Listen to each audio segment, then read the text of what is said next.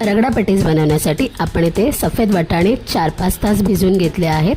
त्यांना आपल्याला नंतर कुकरला लावायचं आहे. मी ते 3 बटाटे सुद्धा याच्यातच टाकले आहेत. पुढे आपल्याला रगडा बनवायचा आहे. त्यासाठी मी कढईत तेल घेतलं आहे. त्यात हळद, तिखट आणि धनेपूड घ्यायची आहे. पुढे आपल्याला रगडा जो आहे तो थोडासा मॅश करून घ्यायचा आहे. तुम्ही इथे मिक्सरचाही वापर करू शकता.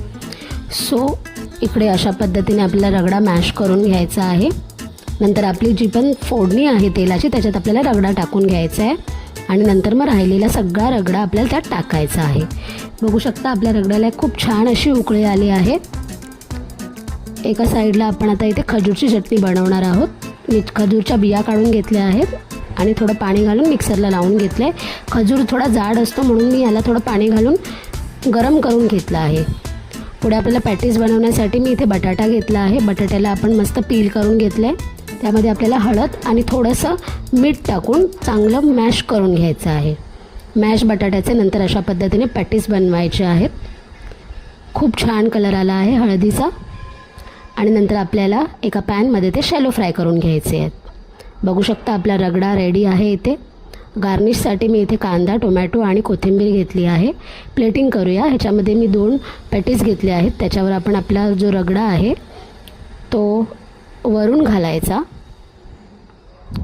पाणीसुद्धा घ्यायचं त्याच्यात, नंतर ते सुकतं. पुढे आपण त्याच्यामध्ये खजूरची चटणी घालत आहोत. अशाच पद्धतीने मी चिंचेची चटणीसुद्धा बनवली आहे, ती घालायची आहे. चटण्या तुम्ही तुमच्या आवडीनुसार घालू शकता.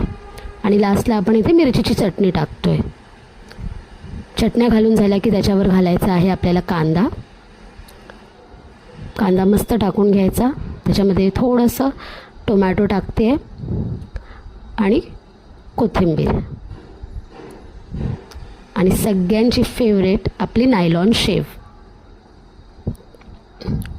तुम्ही बघू शकता जशी बाहेर भेटते मार्केटमध्ये तशीच रगडा पॅटीसची प्लेट आपली रेडी झाली आहे. तुम्हीही बनवा आणि एन्जॉय करा.